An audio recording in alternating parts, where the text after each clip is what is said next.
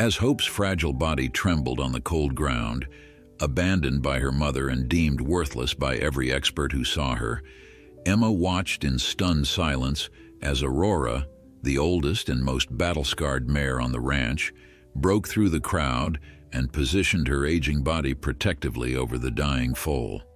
Before we continue, don't forget to subscribe to the channel, like the video, and comment where in the world you're watching from. Let's go. The vast expanse of the Wild Plains Ranch stretched as far as the eye could see, a sprawling sanctuary where horses of all breeds roamed freely under the watchful eye of Emma Hartley. Emma had dedicated the last 30 years of her life to rescuing and rehabilitating horses, transforming her inherited family land into a haven for these majestic creatures. At 65, her weathered face told stories of countless battles fought and won for the animals she loved so dearly. The wrinkles around her eyes deepened when she smiled, which was often despite the hardships that came with running such an operation single-handedly. Dawn had barely broken over the eastern hills when Emma noticed something unusual near the fence line. A mare named Willow, heavily pregnant for the past several weeks, was lying on her side in the distance. Emma's heart quickened as she grabbed her binoculars. Willow was in labor. "It's happening, Thomas," she called to her only helper, a local boy who assisted around the ranch after school. "Willow's foaling." They rushed across the field, careful not to startle the laboring mare. Willow's breathing was labored, her sides heaving with effort. Emma had assisted in countless births over the years, but something about this one felt different. There was a tension in the air, a foreboding that settled over her like the morning mist clinging to the grass. "Something's wrong," she whispered, kneeling beside Willow. The mare's eyes were wide with fear and pain, a silent plea for help that tore at Emma's heart. The birth was difficult, more so than any Emma had witnessed before. When the foal finally emerged, silence fell over the ranch. Instead of the sturdy legs and bright eyes that typically characterize newborn foals, this one lay motionless, its small body trembling slightly. Its coat was a beautiful chestnut brown with a distinctive white star on its forehead, but its legs were splayed at odd angles and its breathing came in short, shallow gasps. "Is it going to make it?" Thomas asked, his young voice cracking with emotion. Emma didn't answer immediately. Her experienced eyes took in the foal's condition, the unusual positioning of its legs, the difficulty it had holding its head up. Years of working with horses had taught her to recognize the signs. This wasn't just birth weakness. Something was fundamentally wrong with this little one. "We're going to do everything we can," she finally replied, carefully avoiding a promise she wasn't sure she could keep. Dr. Reynolds, the local veterinarian, arrived within the hour. His examination was thorough, his expression growing grimmer by the minute. When he finally straightened up, his diagnosis confirmed Emma's worst fears. "It's equine systemic weakness syndrome," he said, his voice low. "It's incredibly rare, Emma. I've only seen it in textbooks. The foal's muscles and joints haven't developed properly. It affects everything, standing, walking, even breathing and eating." "Can it be treated?" Emma asked, though she already suspected the answer. Dr. Reynolds shook his head slowly. "There's no cure. Most foals with this condition don't survive more than a few weeks. The kindest thing might be to—" "No," Emma interrupted firmly. "Not yet. Not while there's still a chance." The vet sighed, knowing better than to argue with Emma when she had that look in her eyes. "I'll leave you some medication to help with the pain and muscle development, but Emma, don't get your hopes up and watch Willow carefully. Mares sometimes reject foals that aren't healthy. It's instinctual." As if on cue, Willow struggled to her feet, her legs shaky from the difficult birth.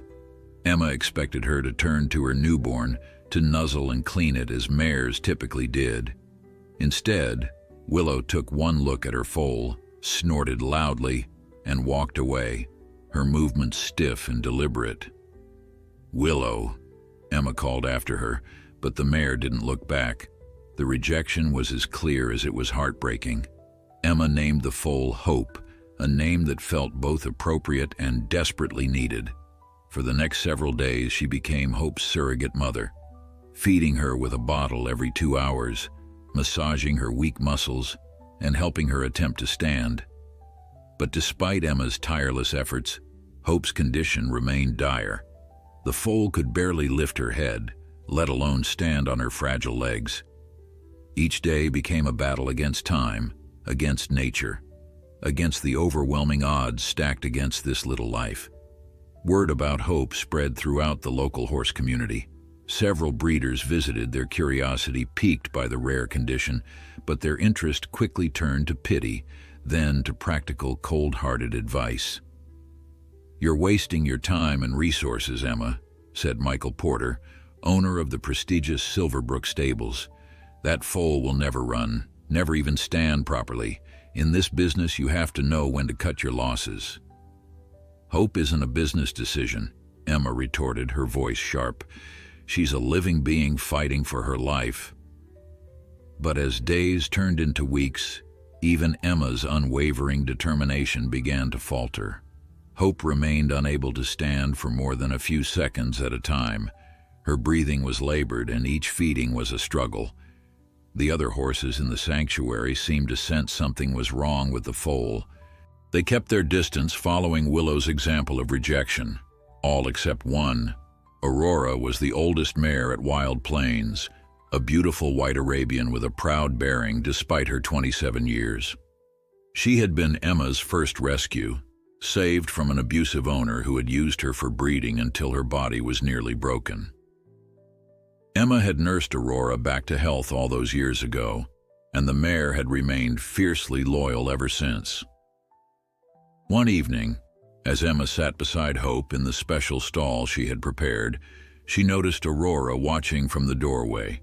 The old mare's gaze was fixed on the struggling foal, her ears perked forward with interest. "What is it, girl?"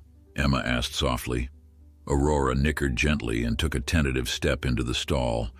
Emma held her breath, ready to intervene if necessary, but there was no need. Aurora approached Hope with a gentleness that belied her size. She lowered her head and softly nuzzled the foal, her breath warm against Hope's coat. Hope responded with a weak whimper, her eyes focusing on Aurora for the first time. Something passed between them, a connection that transcended human understanding. And in that moment, Emma felt the first real stirring of what she had named the foal for, hope. But the path ahead would be far from easy. Hope's condition remained critical, her future uncertain. And though Aurora's unexpected interest was touching, Emma couldn't yet know the extraordinary role this elderly mare would come to play in the miraculous journey that awaited them all. Dawn broke over Wild Plains Ranch, the sky painted in shades of pink and gold. Emma had spent another night in Hope's stall, her back stiff from sleeping on a makeshift bed of hay bales. She rubbed her eyes, the fatigue of weeks of round-the-clock care settling deep in her bones. But what she saw when her vision cleared made her forget her exhaustion entirely. Aurora was lying beside Hope, her large white body curled protectively around the tiny foal.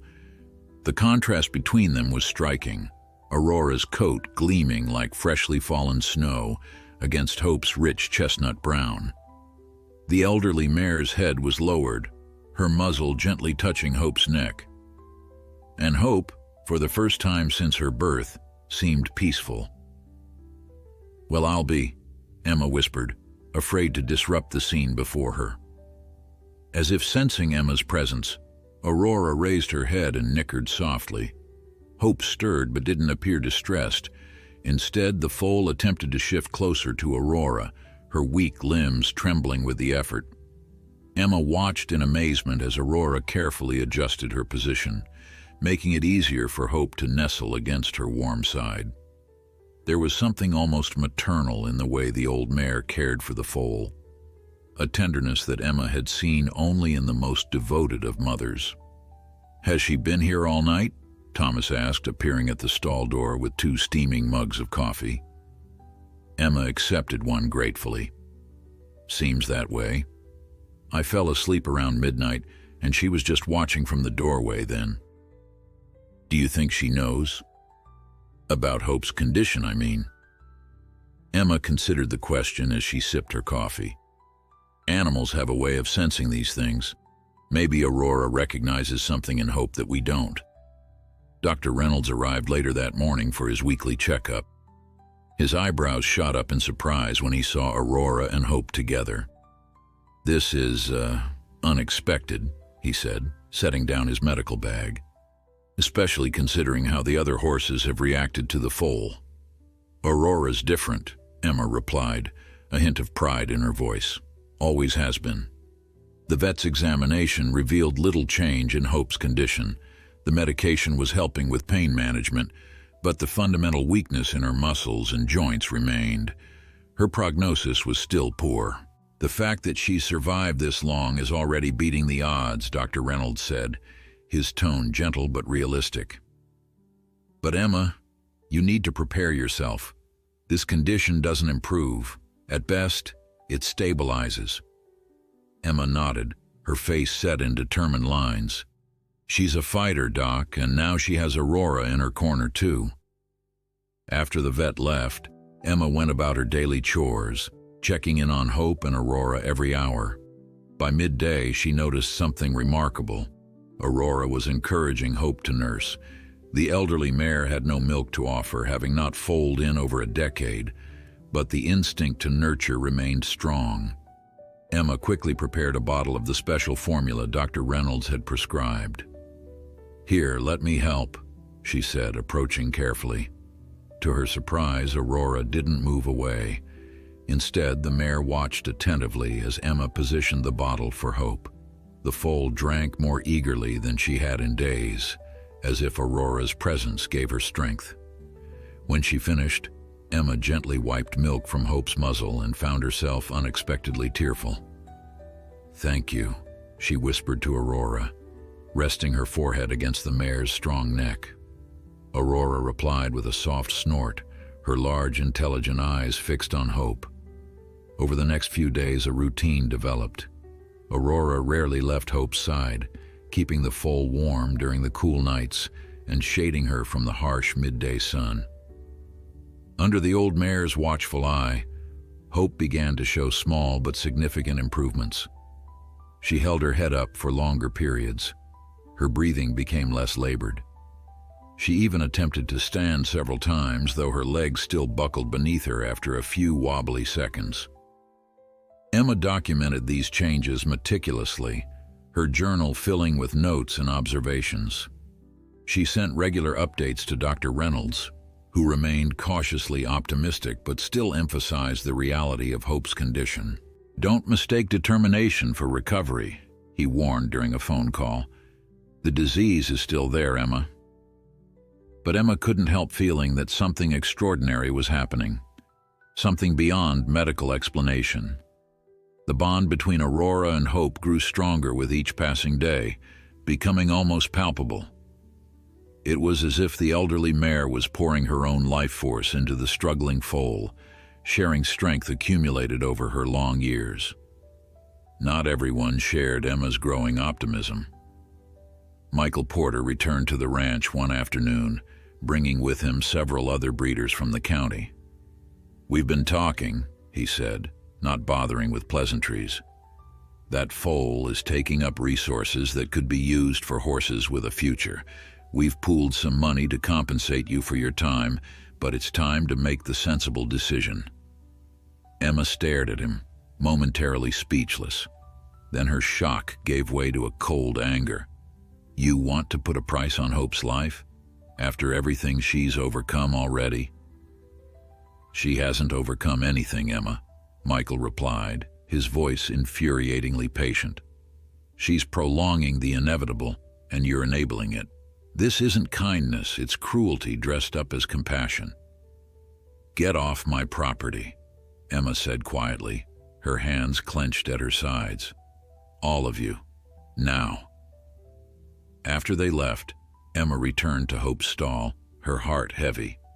Aurora greeted her with a gentle nudge, sensing her distress. Emma sank down beside the pair, her hand absently stroking Hope's soft coat. "Are they right?"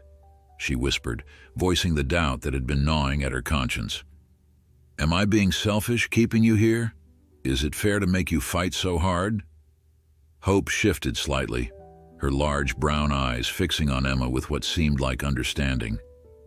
Beside her, Aurora stood guard, a silent sentinel against both physical threats and the weight of others' judgment. In that moment of quiet communion, something changed in Emma. The uncertainty that had plagued her transformed into a renewed determination. She might not know what the future held for Hope, but she knew with absolute certainty that this foal deserved every chance at life, however limited that life might be. And somehow, against all logic and veterinary prognosis, Emma began to believe that the ancient, beautiful bond forming between this elderly mare and the struggling foal might just be powerful enough to defy the odds that everyone else considered insurmountable. As the sun set over Wild Plains Ranch, casting long shadows across the weathered buildings, Emma made a silent promise to both Hope and Aurora. They would face whatever came next together. All three of them, united in their quiet defiance of fate and expectation. 3 weeks passed, each day bringing small victories and heartbreaking setbacks. Emma's world had shrunk to the dimensions of Hope's stall, her life revolving around feeding schedules, medication times, and physical therapy sessions. Dark circles had formed under her eyes, and her clothes hung looser on her frame, but the fire of determination in her gaze burned brighter than ever. One morning, as Emma approached with Hope's breakfast bottle, she stopped short at the stall entrance. Aurora stood at one end of the enclosure, her white coat luminescent in the early light. Hope was several feet away, wobbling precariously on her fragile legs. The foal's entire body trembled with effort, but for the first time since her birth, she was standing unassisted. "Good girl," Emma whispered, barely daring to breathe.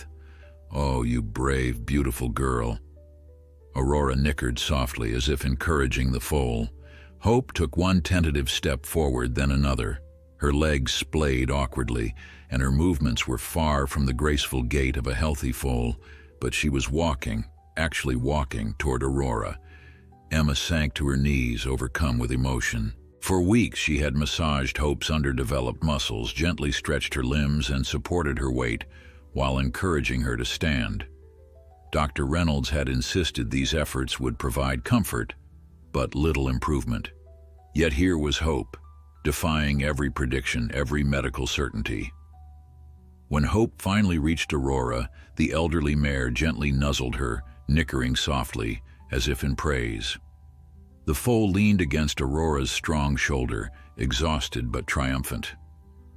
Emma rushed to call Dr. Reynolds, her voice breathless with excitement. The vet arrived that afternoon, his usual professional detachment giving way to genuine astonishment as Hope demonstrated her newfound ability. "I've never seen anything like it," he admitted, reviewing his notes from previous visits. "The muscle development is still severely compromised, but she's adapted somehow, found a way to work with what she has." "It's Aurora," Emma said confidently. "She's been teaching her, encouraging her." Dr. Reynolds looked skeptical but didn't argue. "Whatever the reason, it's remarkable.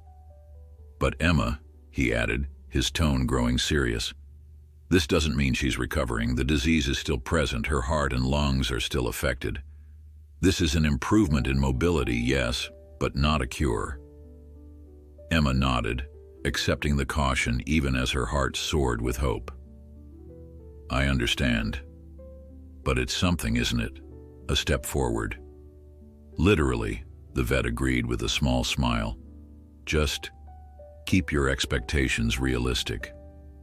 After he left, Emma sat in the stall with Hope and Aurora, stroking both their necks and marveling at the unlikely pair they made. Aurora, with her pure white coat now dulled slightly by age, had experienced so much in her long life: abuse, rescue, rehabilitation, and years of peaceful retirement.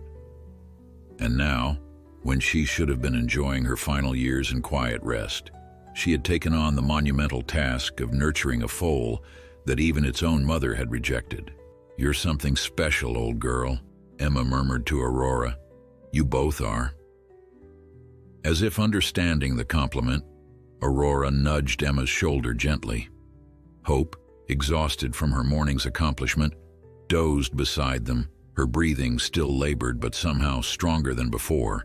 The news of Hope's progress spread quickly through the local horse community. Some reacted with genuine delight, dropping by the ranch with carrots for Aurora and words of encouragement for Emma. Others remained skeptical, even cynical. "A few steps doesn't make it a viable horse," Michael Porter remarked when he heard the news. "It'll never be rideable, never race, never even function normally. What's the point?" But for every doubtful voice, there were others who found inspiration in Hope's story. Thomas, who had initially been afraid to become too attached to the sickly foal, now spent extra hours at the ranch, sitting quietly in the stall and reading aloud from his school books. "Mrs. Henderson says animals don't understand words, but they understand the feeling behind them," he explained when Emma found him reading Black Beauty to the pair one afternoon. "And Hope needs all the good feelings she can get." Emma couldn't argue with that logic. She had long believed that animals understood far more than humans gave them credit for. The bond between Aurora and Hope was proof enough of that, a connection that transcended ordinary explanation. As the days grew warmer, Emma began taking Hope and Aurora outside for short periods. The fresh air and sunshine seemed to invigorate the foal, and with Aurora always at her side, she grew bolder in her explorations. Her movements remained ungainly, her legs still too weak to support her for long periods, but her spirit showed a resilience that moved Emma to tears on more than one occasion. One particularly beautiful evening, as the three of them rested under an ancient oak tree, Emma noticed Willow watching from a distance. The mare that had rejected Hope at birth had kept her distance all these weeks, showing no interest in the foal she had carried. But now she stood at the fence line, her ears perked forward, her gaze fixed on Hope. "She's noticing," Emma said softly to Aurora. "She sees how special Hope is." Aurora raised her head, following Emma's gaze to Willow. For a long moment, the two mares regarded each other across the distance, one who had abandoned her foal and one who had claimed it as her own. Then Willow turned and trotted away, disappearing over a gentle rise in the pasture. Emma sighed. Too much to hope for, I guess. But the brief encounter left her wondering about Willow's rejection. Had it truly been instinct, as Dr. Reynolds suggested, the natural impulse to abandon a foal unlikely to survive? Or had it been fear, perhaps? Fear of the pain that would come from loving something so fragile, so likely to be lost. Emma had faced that same fear herself in those early days, fighting it back with determination and stubbornness. Aurora had never shown such hesitation, embracing hope without reservation. That night, a summer storm rolled in, bringing crashing thunder and brilliant flashes of lightning. Emma hurried to the barn to check on the horses, finding most of them restless but unharmed. When she reached Hope's stall, she found the foal trembling violently, her eyes wide with terror at each thunderclap. Aurora stood over her, a living shield, her body positioned to block Hope's view of the lightning flashing through the windows. Each time the thunder boomed, Aurora would nicker softly, as if reassuring the frightened foal that the storm would pass, that they were safe together. Emma watched from the doorway, her heart swelling with emotion. In Aurora's protective stance, she saw more than just animal instinct. She saw love in its purest form, unconditional, selfless, enduring. And in that moment, standing in a drafty barn as rain pounded on the roof, Emma understood that she was witnessing something truly miraculous. Not just Hope's improbable fight for life, but the extraordinary power of connection that made that fight possible. Summer unfurled across Wild Plains Ranch in waves of golden light and sweet-scented breezes. The pastures grew lush with clover and wildflowers, and the horses grazed contentedly under the watchful eye of the endless Montana sky. For most of the animals, it was a season of plenty, of rich grass and cool streams, of lazy afternoons in the shade, and peaceful nights under the stars. For Hope, each day remained a battle, but one increasingly punctuated by moments of joy. By mid-July, she could walk for nearly 10 minutes at a time before her legs began to buckle. Her breathing, while still labored, had developed a steadier rhythm. And though she remained significantly smaller than foals her age should be, her coat had taken on a healthy shine that reflected Emma's relentless care. Aurora continued her self-appointed role as Hope's guardian and teacher. The elderly mare seemed to have found new purpose in nurturing the struggling foal, and the responsibility appeared to have rejuvenated her. Her eyes were brighter, her movements more fluid than they had been in years. Emma sometimes wondered who was healing whom in this remarkable partnership. "She's mothering that foal like she carried it herself," observed Martha Jenkins, a neighbor who occasionally helped around the ranch. "Never seen anything like it in 50 years of raising horses." Emma nodded, watching as Aurora demonstrated to Hope how to use her nose to sift through grass for the most tender shoots.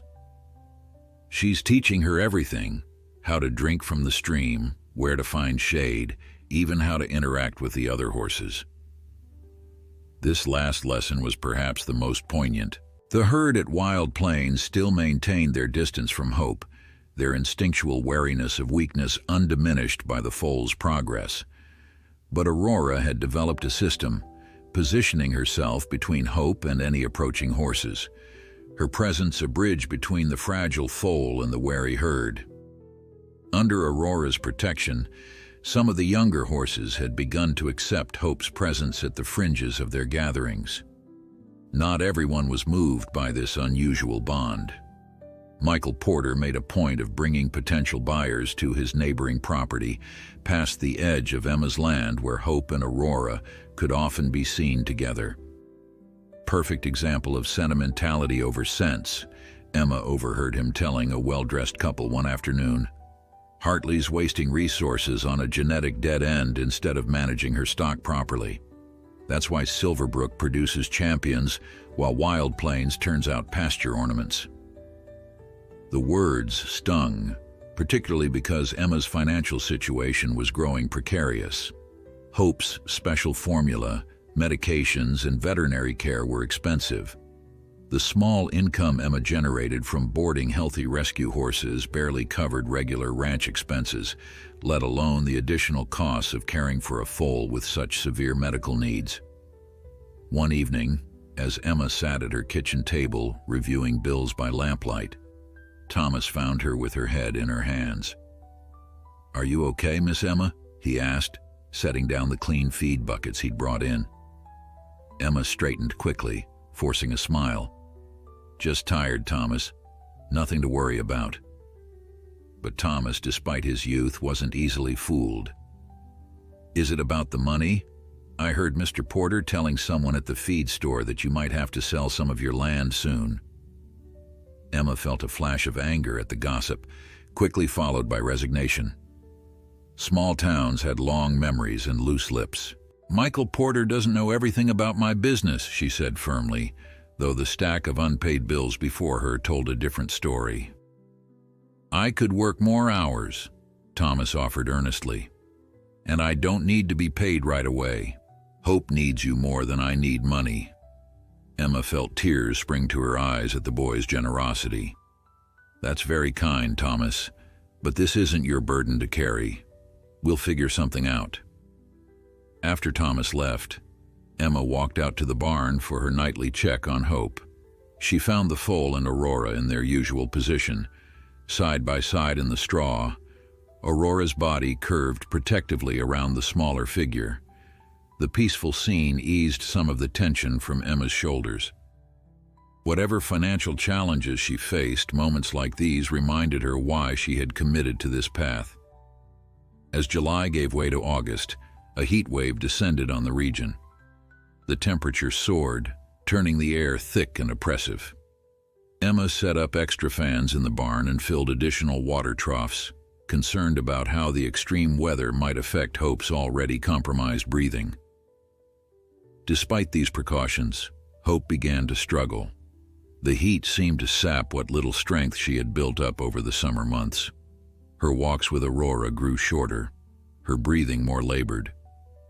Emma noticed a new pattern. Aurora would stand over Hope during the hottest part of the day, creating shade with her own body, sacrificing her comfort for the foals. Dr. Reynolds, visiting for his regular checkup, frowned as he listened to Hope's heart and lungs. "The heat is exacerbating her condition," he explained. "Her heart is working overtime to cool her body, and her lungs can't keep up." "What can we do?" Emma asked, fear clutching at her chest. "Keep her cool, hydrated, and quiet. Limit any exertion."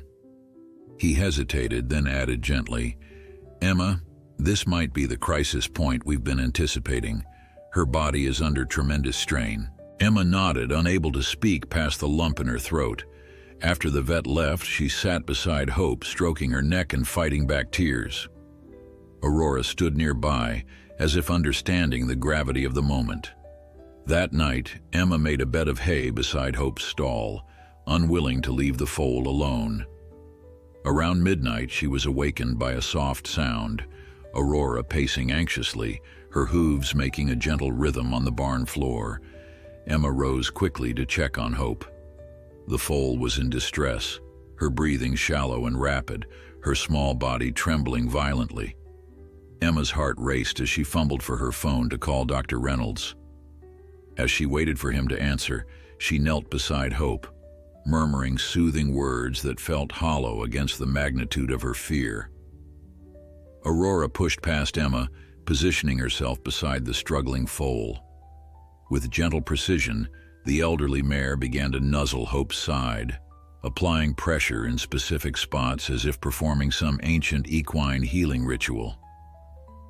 Emma watched in astonishment as Hope's breathing gradually steadied under Aurora's attentions. By the time Dr. Reynolds arrived, Hope had stabilized somewhat, though she remained weaker than ever. The vet administered medication and fluids, his face grave as he worked. "She's fighting hard," he said when he had done all he could. "But Emma, you need to prepare yourself. This could happen again, and next time." He left the sentence unfinished, but his meaning was clear. Emma spent the remainder of the night in the stall, one hand on Hope, the other on Aurora. As dawn broke, casting pale light through the barn windows, she made a decision. Hope had survived the night against all odds. As long as the foal continued to fight, Emma would find a way to support that fight, whatever the cost, whatever the sacrifice. In the quiet of early morning, with Aurora standing sentinel and Hope breathing softly beside her, Emma began to formulate a plan. Emma's plan began with a single photograph. Thomas had been documenting Hope's journey since the beginning, his natural eye for composition, capturing moments that told the foal's story with heartbreaking clarity. There was Hope shortly after birth, fragile and alone after Willow's rejection.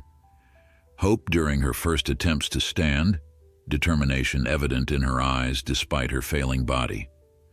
Hope nestled against Aurora, the elderly mare's protective stance a testament to their extraordinary bond. But the image Emma selected was more recent, taken just days before the heat wave crisis. In it, Hope stood in a patch of sunlight, her chestnut coat gleaming, Aurora beside her. The difference in their sizes was striking, yet there was a harmony to their posture, a shared dignity that transcended their physical disparity. Most compelling was the look in Hope's eyes, a quiet courage that seemed to speak directly to the viewer. "This is the one," Emma told Thomas, holding the printed photograph carefully. "This captures everything." Emma's plan was simple but ambitious.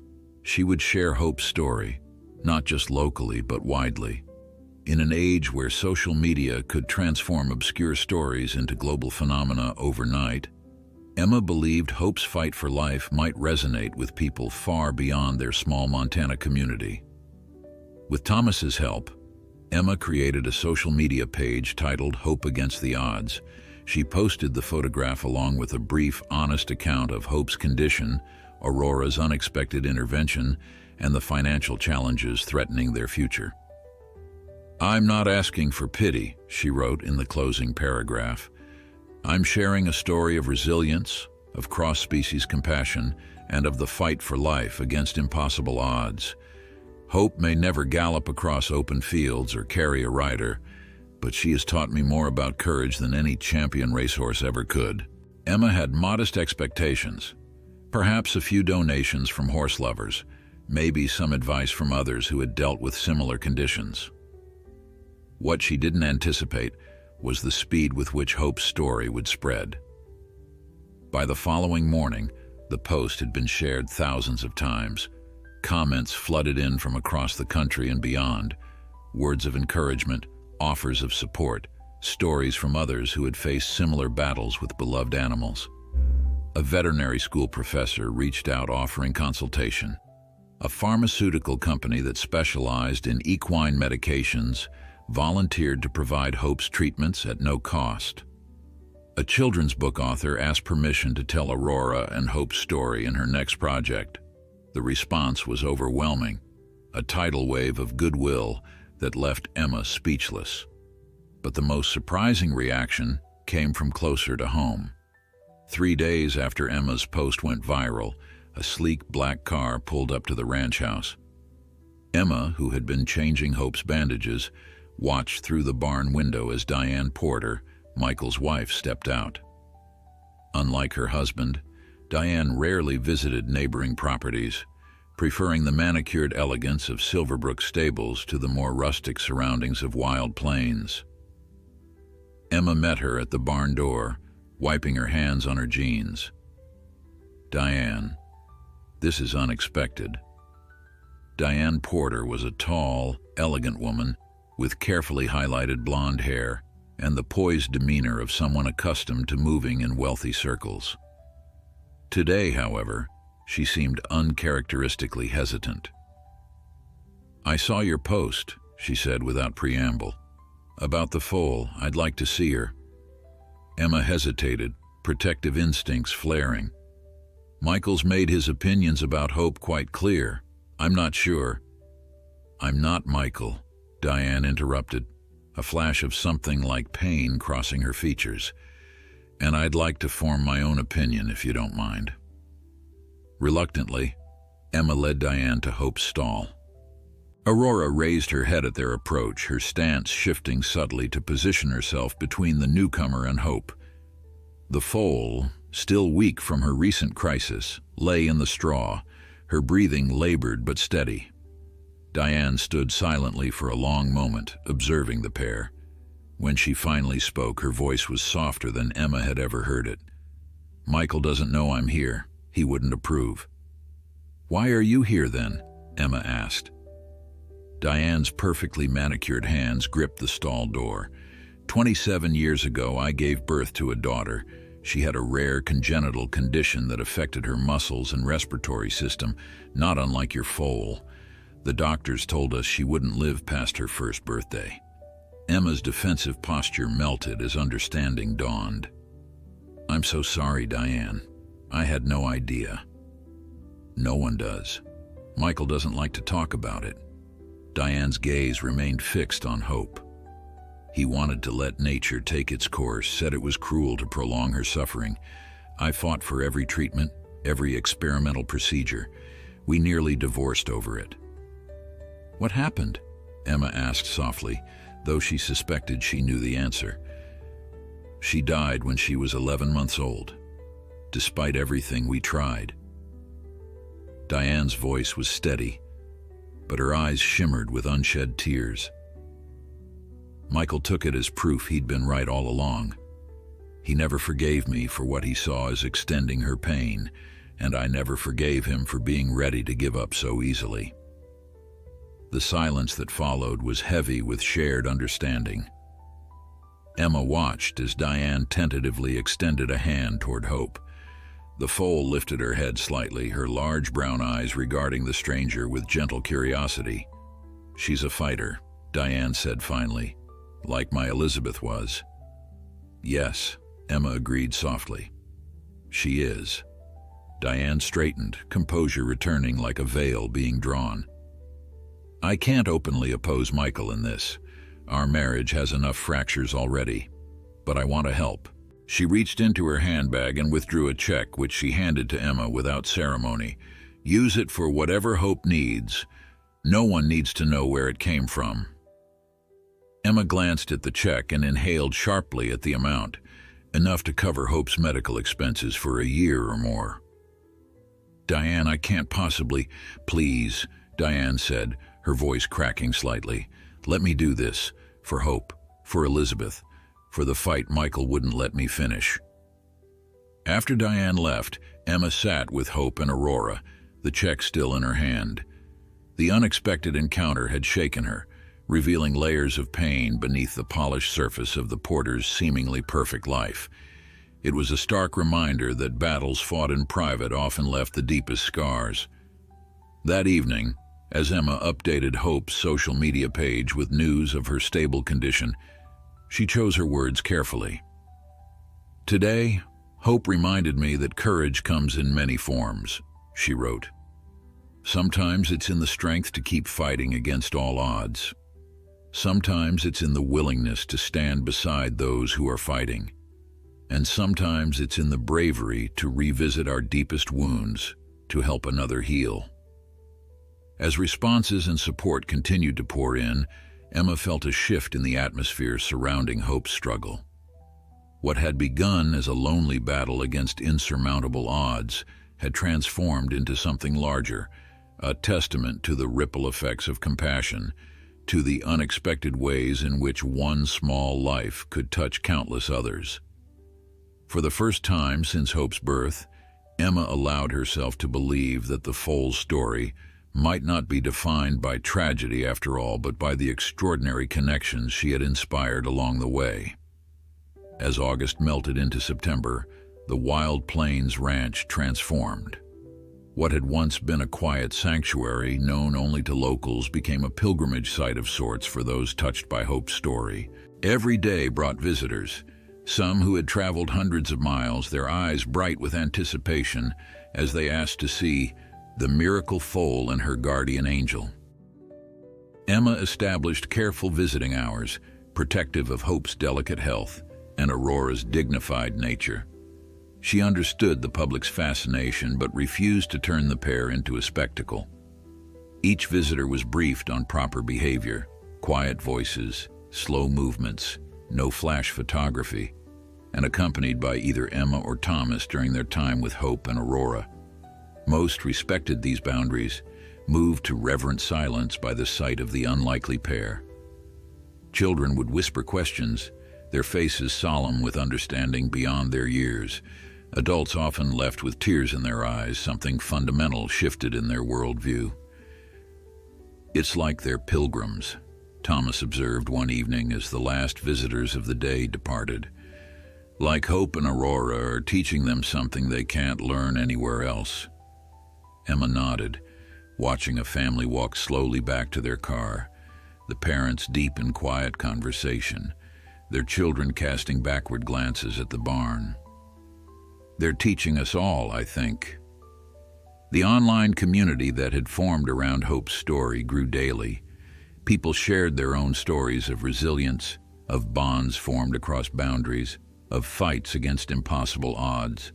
A talented artist from Seattle sent a beautiful watercolor painting of Hope and Aurora. A composer created a piece of music inspired by their journey. A class of third graders in Ohio sent handmade cards, their childish scrawls full of encouragement for the brave little horse. Dr. Reynolds, initially skeptical of the attention, had to admit that the support had tangible benefits. Specialists consulted on Hope's case, free of charge, offering insights that led to modifications in her treatment plan. A company that manufactured therapeutic equipment for disabled horses donated a custom support harness that helped Hope stand for longer periods. A nutritionist developed a specialized diet that better supported her unique needs. "I've never seen anything like it," the vet confessed during a checkup in late September.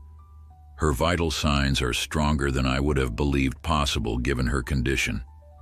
She's still severely compromised, but she's stabilizing in ways I wouldn't have predicted."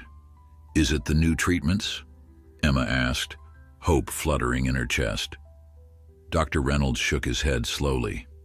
"The treatments help, certainly. But there's something else at work here. Something science can't quite explain." He glanced at Aurora, who stood watchful nearby.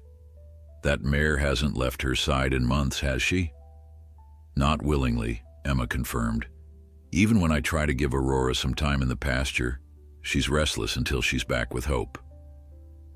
The vet nodded thoughtfully. "There are things in veterinary medicine we don't fully understand.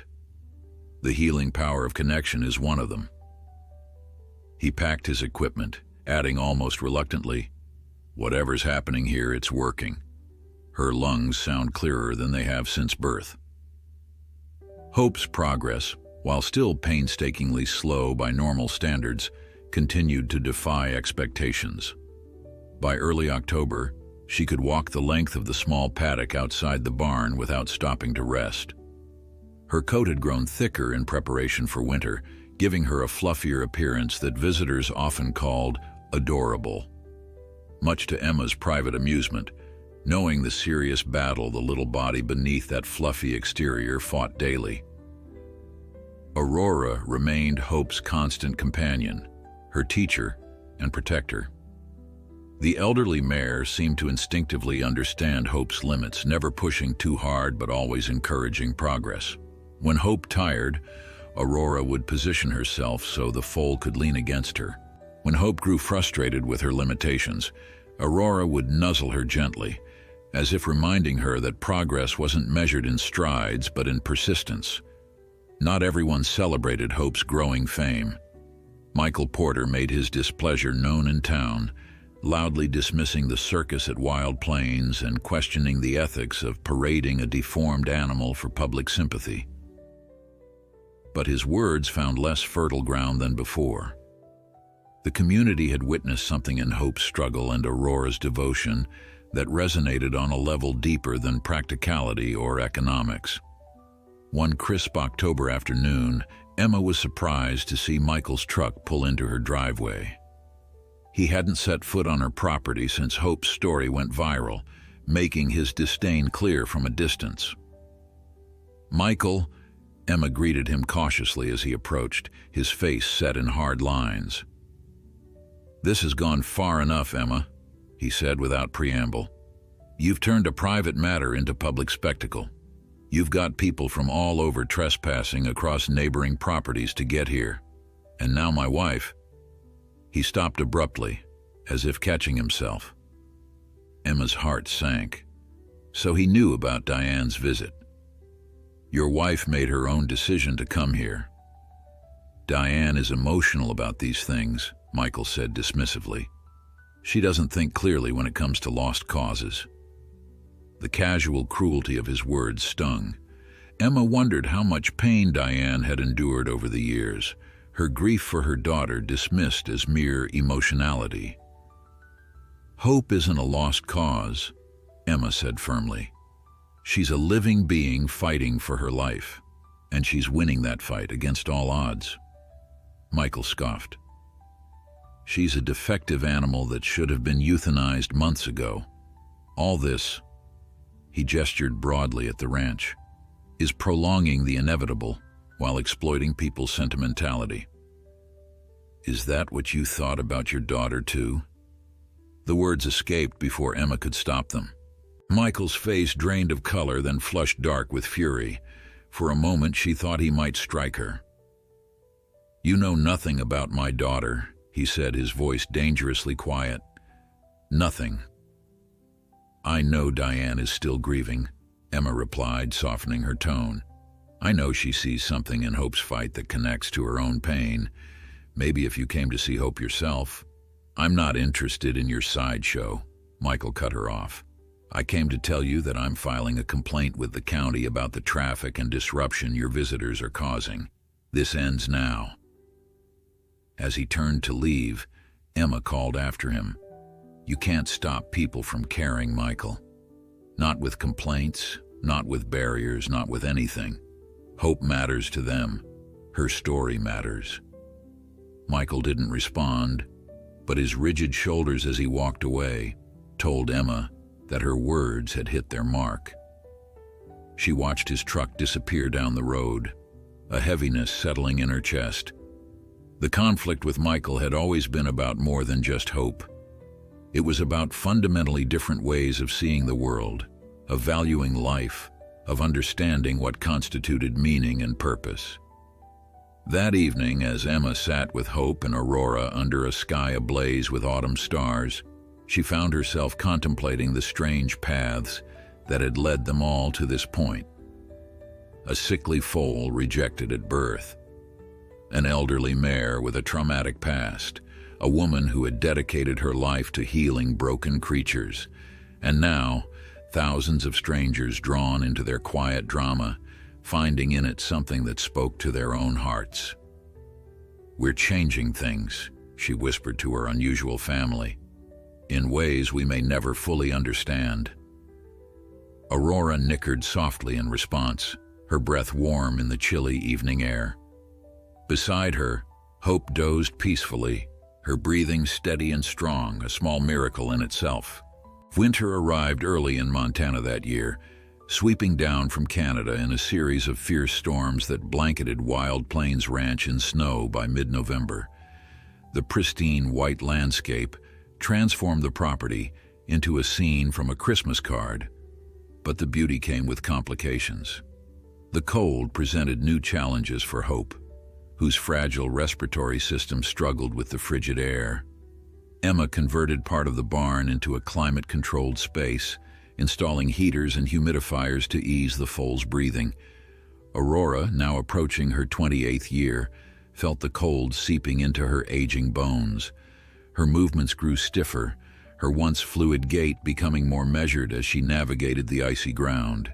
Yet she remained steadfast in her devotion to Hope, her own discomfort seemingly forgotten in the presence of her adopted charge. Emma watched the pair with growing concern. While Hope continued to make slow but steady progress, Aurora showed subtle signs of decline. The elderly mare ate less, tired more quickly, and sometimes stood with her head lowered, as if gathering strength for the next task.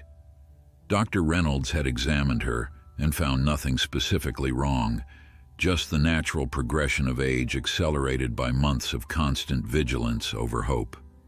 "She's giving everything she has to that foal," he told Emma privately after one visit. "It's remarkable, but it's taking a toll." Emma knew he was right.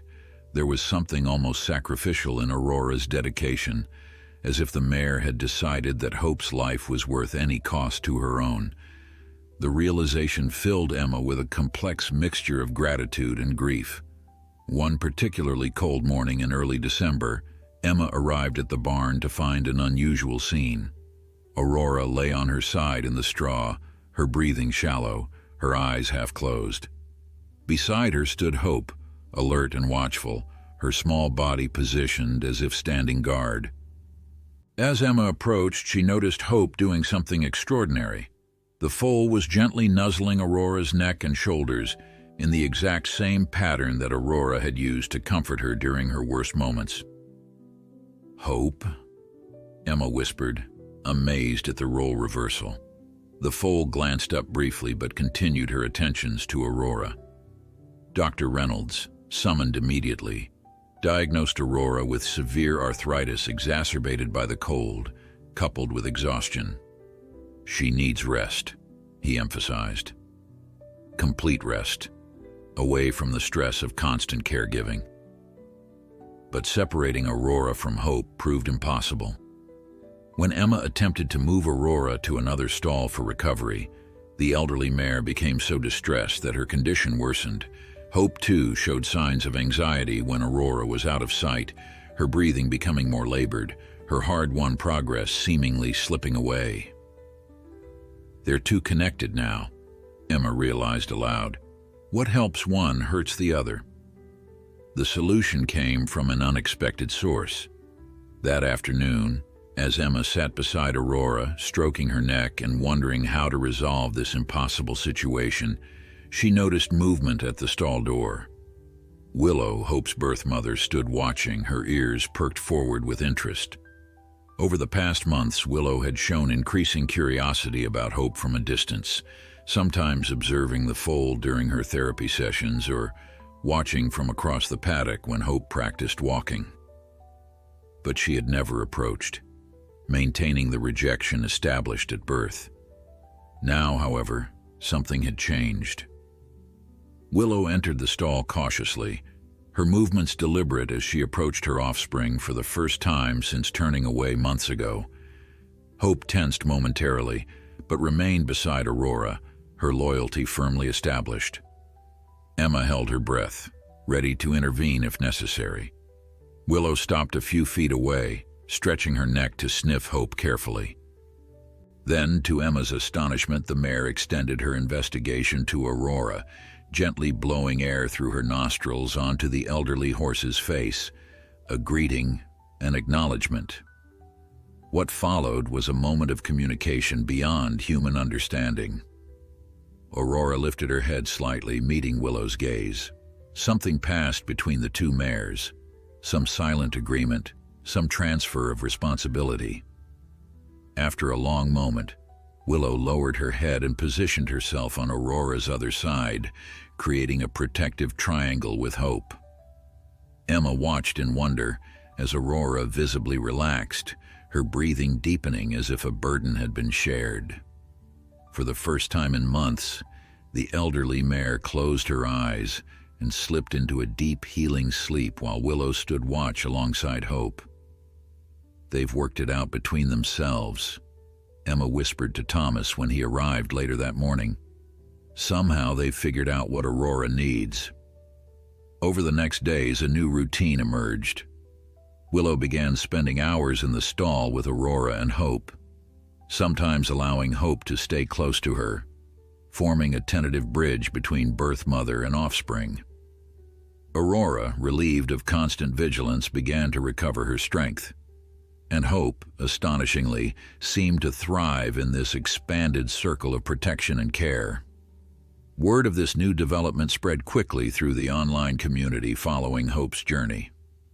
Emma's update about Willow's unexpected intervention generated thousands of responses, many from parents who had experienced complicated relationships with children who had disabilities. "It's never simple," wrote one mother. "Sometimes we need distance before we can find our way back to connection. Willow's journey speaks to me deeply." As Christmas approached, the county council held a hearing regarding Michael Porter's complaint about visitors to Wild Plains. Emma arrived prepared for a battle, armed with statistics about the economic benefits Hope's visitors had brought to local businesses and letters of support from community members. To her surprise, the meeting room was already filled with people when she arrived: local shopkeepers, neighboring ranchers, teachers from the town school, all wearing small badges with Hope's picture and the words, "Hope Matters." Even more surprising was the sight of Diane Porter sitting quietly in the back row, her presence a silent rebuke to her husband's actions. When Michael presented his complaint, his words seemed hollow against the wall of community support behind Emma. One by one, townspeople stood to speak about how Hope's story had affected them, how visitors to see the foal had reinvigorated the local economy during what was typically the slowest season, how the international attention had put their small town on the map. The principal of the elementary school explained how they had incorporated Hope's story into their curriculum, teaching children about empathy, perseverance, and the value of all lives regardless of ability. A local veteran spoke movingly about how visiting Hope had helped him cope with PTSD, seeing in her daily struggle a reflection of his own battle to rebuild his life. By the time Emma was called to speak, there was little left to say. The council voted unanimously to dismiss Michael's complaint, with the chairwoman adding a personal note.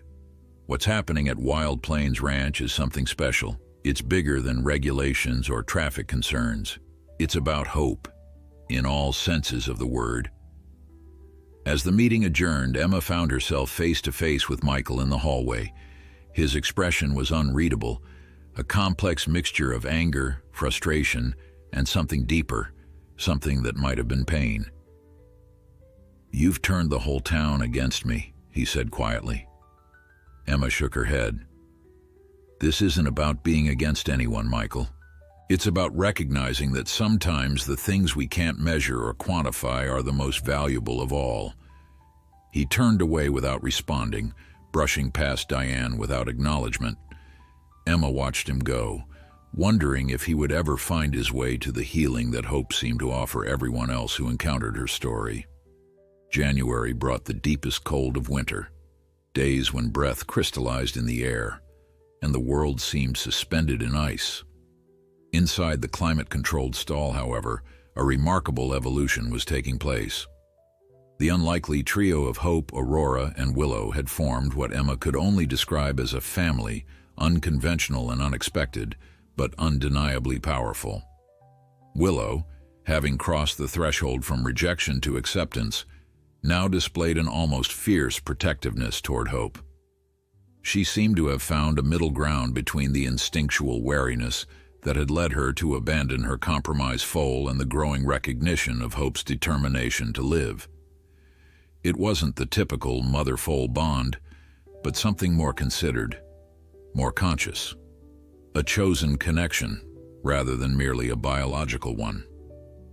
Aurora, though still weakened by age and her months of constant vigilance, had begun to improve under the shared care arrangement. The elderly Mare remained Hope's primary teacher, but now she could rest while Willow took over guard duty. The result was a visible easing of the exhaustion that had marked Aurora's face, a return of some of the brightness to her eyes. Hope herself continued to defy expectations.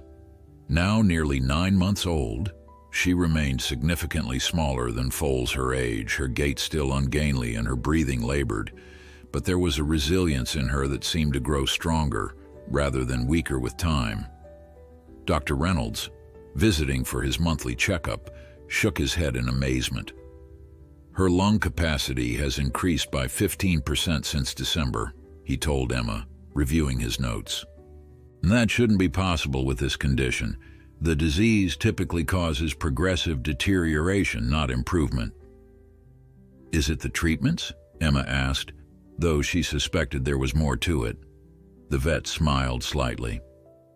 "Medically speaking, I have to say the treatments are helping, but professionally speaking..."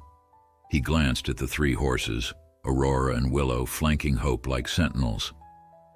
"I've practiced veterinary medicine for 30 years, and I've never seen anything like the support system these horses have created. We can measure lung capacity and muscle tone, but we can't quantify the healing power of that kind of connection." As winter progressed, visitors to Wild Plains continued despite the weather. Some days only 1 or 2 cars would make the treacherous drive, but they came, drawn by the story that had touched something universal in its themes of devotion, resilience, and unexpected grace. Emma had grown accustomed to the visitors, developing an instinct for those who came with genuine reverence and those seeking merely a curiosity to photograph. She welcomed the former and gently redirected the latter, protective of the dignity of her unusual family. Among the winter visitors was a documentary filmmaker who spent 3 days quietly observing, her camera capturing the subtle interactions between Hope, Aurora, and Willow. "There's something almost sacred happening here," she told Emma. "It's as if they're teaching us something we've forgotten how to see." Emma understood exactly what she meant. Each day brought new moments of connection that transcended explanation. Aurora demonstrating to Hope how to break ice in the water trough with just the right pressure from her hoof. Willow standing over Hope during her afternoon nap, her body creating a windbreak against drafts. Hope nuzzling Aurora's arthritic joints as if trying to ease her pain. In February, an unexpected visitor arrived at the ranch. Emma was in the barn adjusting Hope's support harness for her daily walking exercise when she heard the crunch of tires on snow.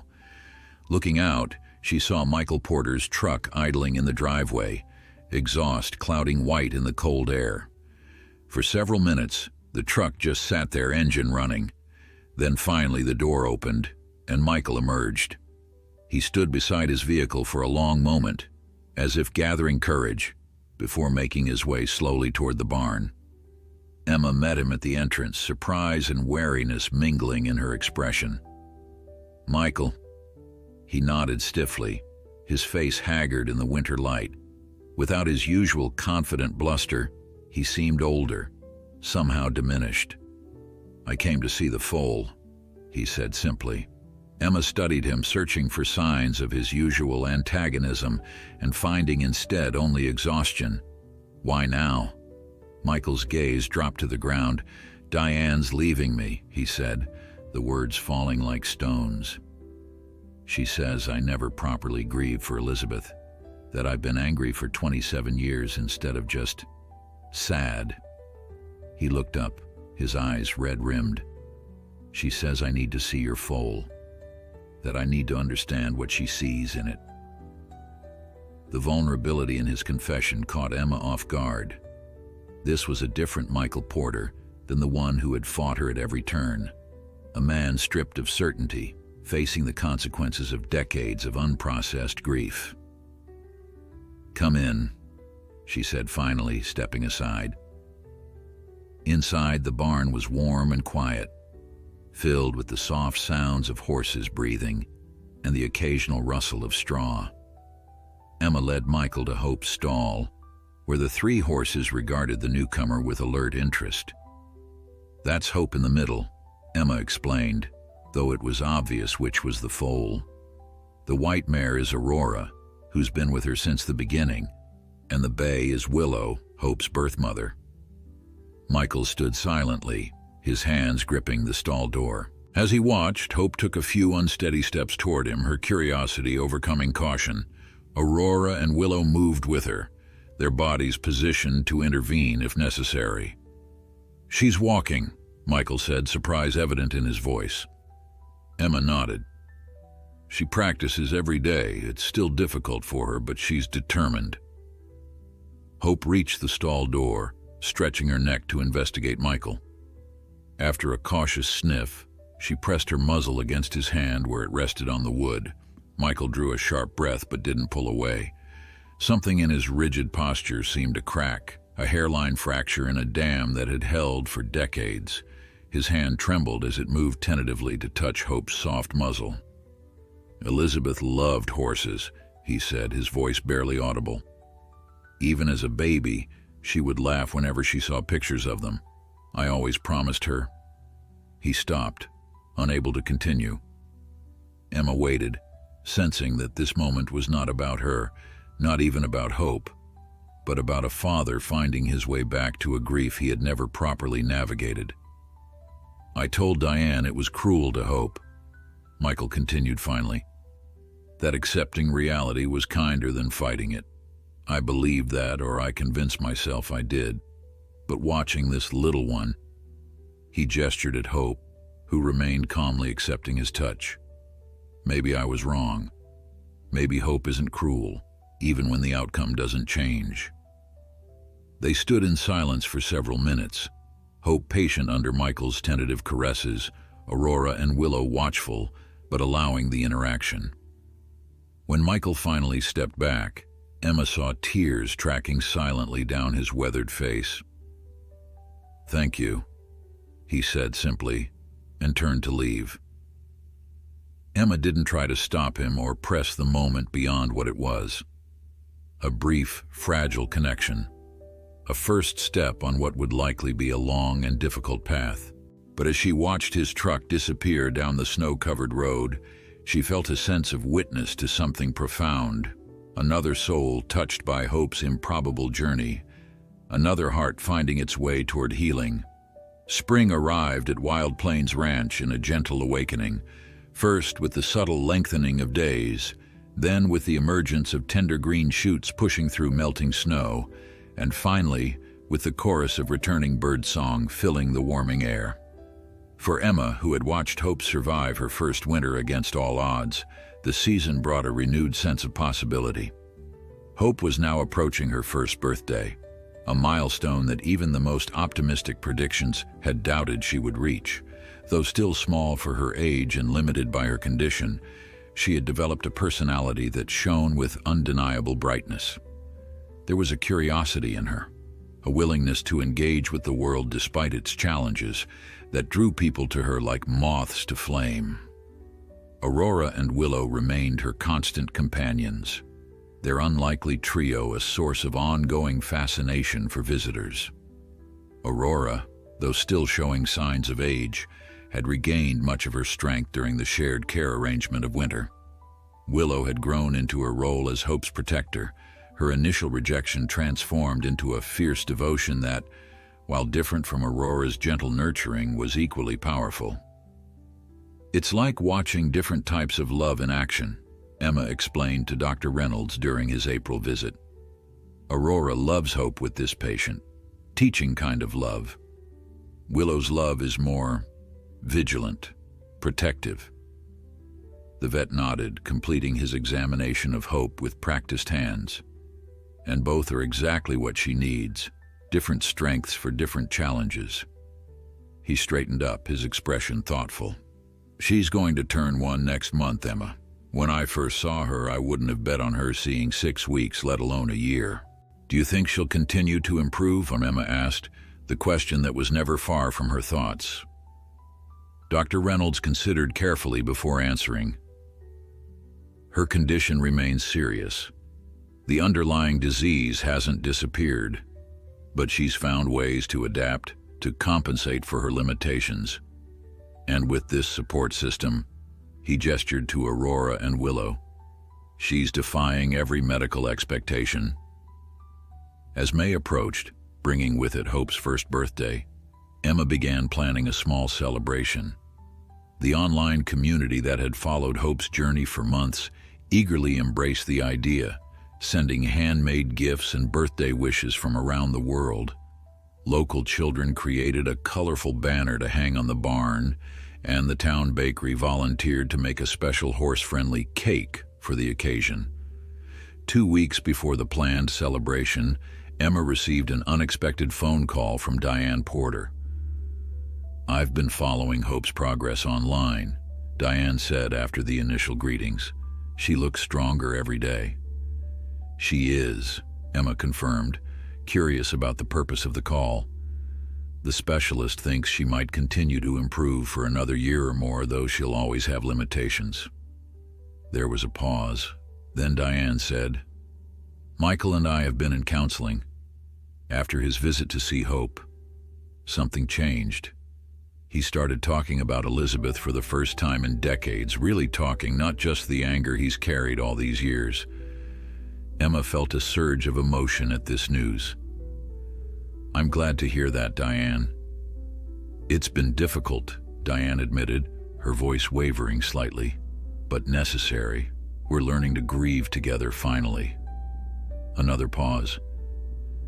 "Michael wanted me to ask if we could come to Hope's birthday celebration, both of us."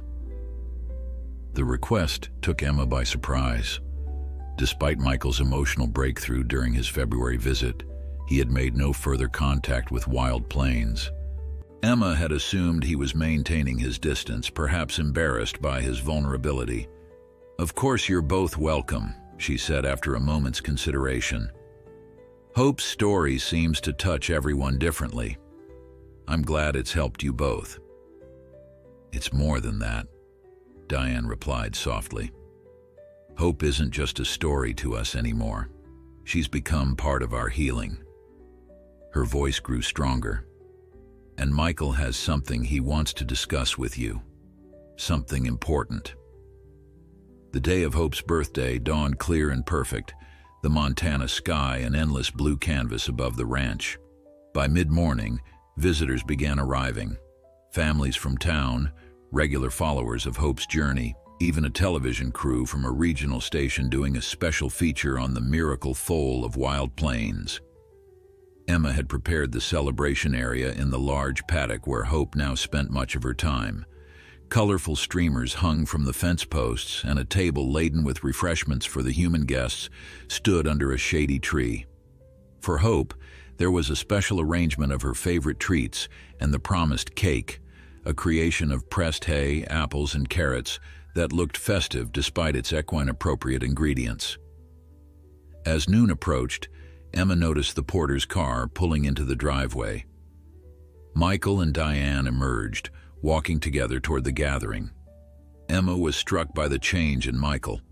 Gone was the rigid defensiveness that had characterized him for so long. In its place was something more vulnerable, but also more authentic. His arm wrapped supportively around Diane's waist as they approached. "Thank you for having us," he said simply when they reached Emma. Before she could respond, a murmur ran through the assembled guests. Hope, accompanied as always by Aurora and Willow, had emerged from the barn for her celebration. The sight of the three horses moving together across the paddock, Hope in the middle, her gait still awkward but surprisingly strong, flanked by her protectors, brought a hush of appreciation.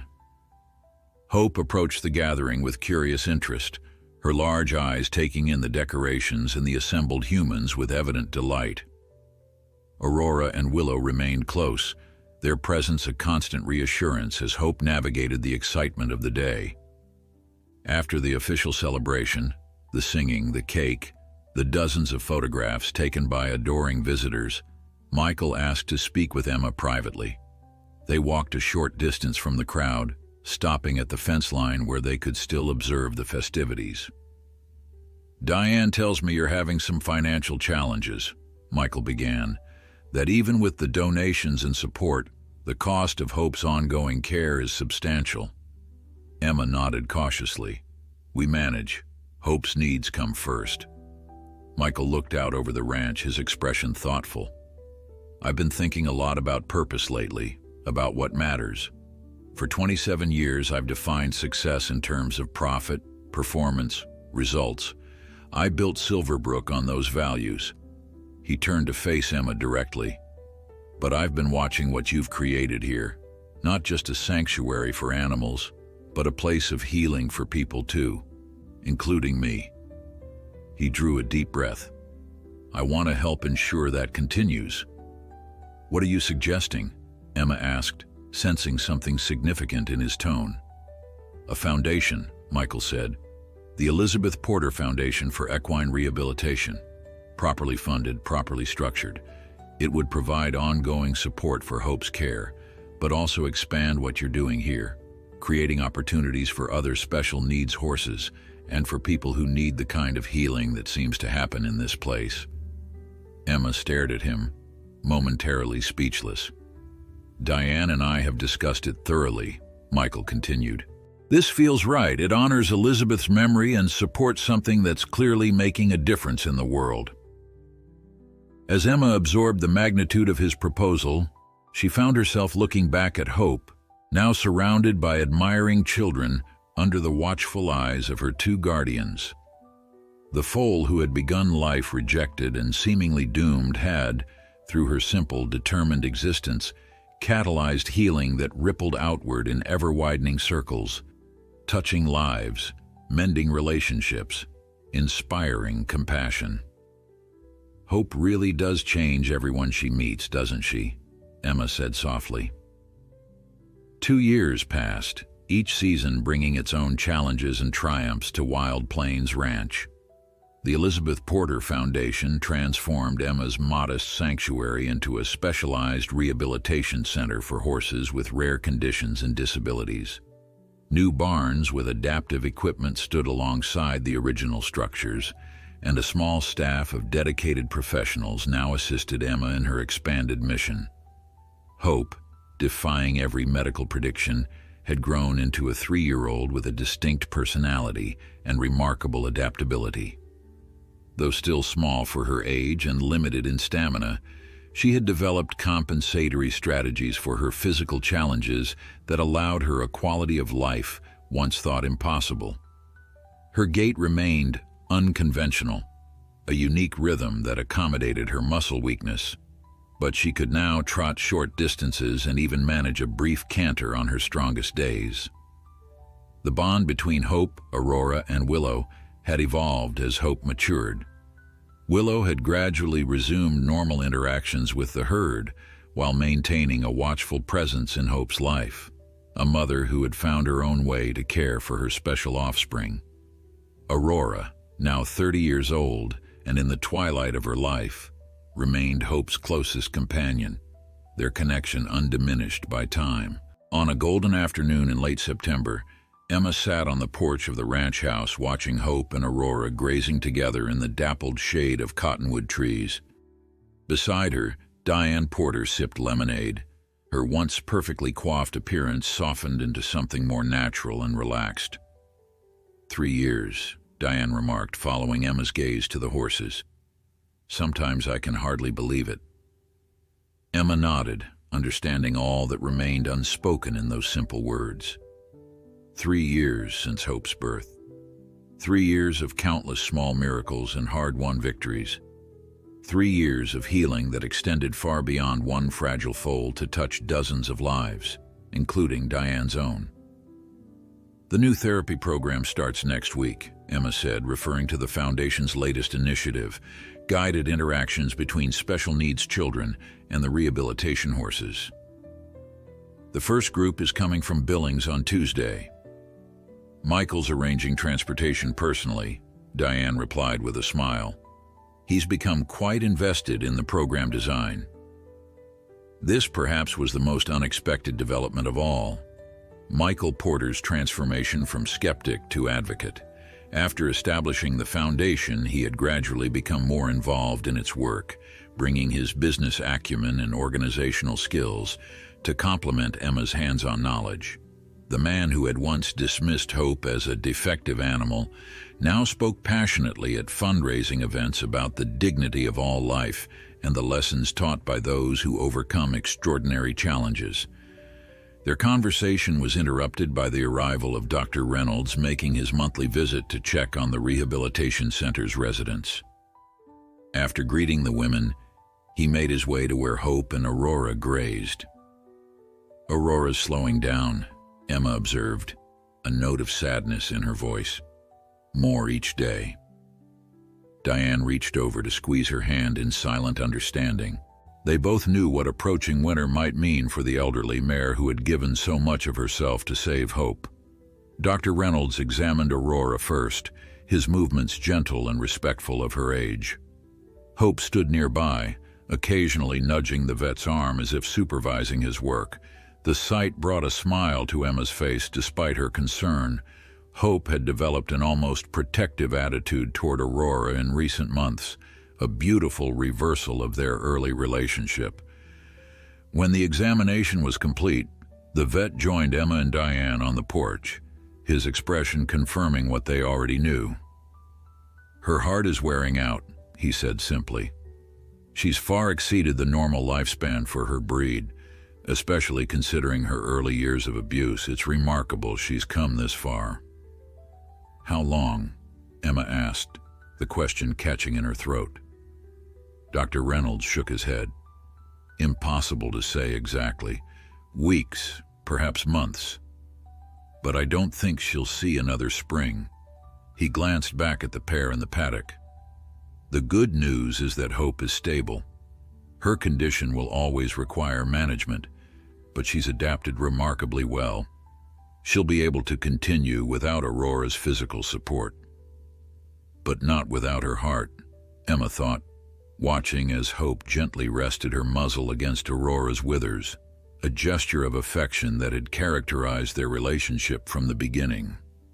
The following weeks took on a bittersweet quality as autumn painted the landscape in russet and gold.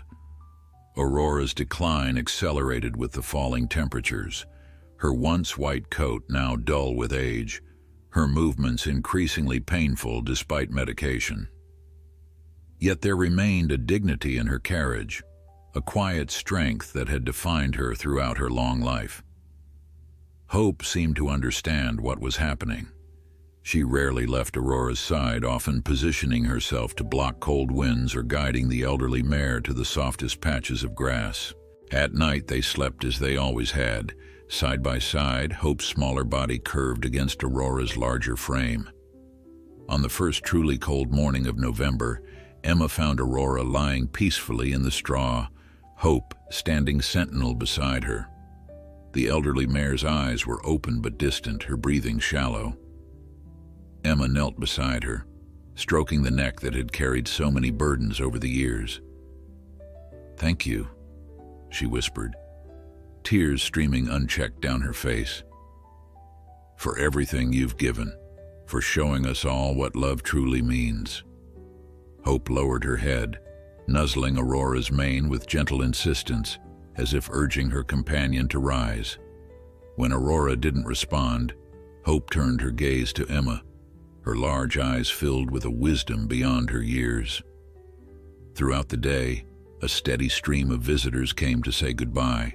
Staff members who had worked with Aurora, regular visitors who had followed her journey with Hope, even Michael and Diane Porter, who stood in respectful silence at the stall door. As the sun began to set, casting long shadows across the barn floor, Aurora's breathing grew more labored. Hope positioned herself closer, her muzzle resting lightly against Aurora's cheek.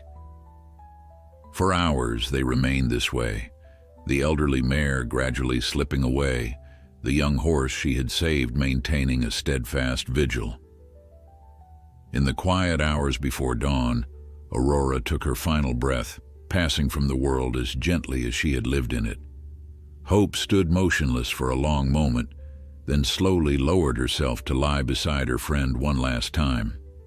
When Emma arrived that morning, she found them together, Aurora still and peaceful, Hope curled against her side as if protecting her even in death. The image broke her heart and healed it simultaneously, a perfect encapsulation of the journey they had shared. In the days that followed, Hope's grief was palpable but not destructive. She visited the spot where Aurora was buried beneath her favorite cottonwood tree, sometimes standing there for hours, as if in communion with a presence only she could sense. Gradually, she began to engage more with the other horses at Wild Plains, particularly the newest arrivals, young horses with various challenges who looked to Hope with the same need she had once looked to Aurora. One afternoon, Emma found Hope in the small paddock, standing beside a recently rescued foal with malformed legs. The young horse was struggling to stand, frustration evident in every line of its body. Hope positioned herself alongside the foal, providing a steady support to lean against, exactly as Aurora had done for her 3 years before. Watching this perfect circle of giving and receiving, Emma understood that Aurora's legacy would continue through Hope, not just in the foundation that bore Elizabeth Porter's name, or in the rehabilitation programs that would help countless horses in the years to come, but in this simple, profound transmission of compassion from one generation to the next. In Hope's gentle guidance of the struggling foal, Aurora lived on, her spirit of selfless love and enduring presence that would continue to transform lives long after her physical form had returned to the earth that had sustained her.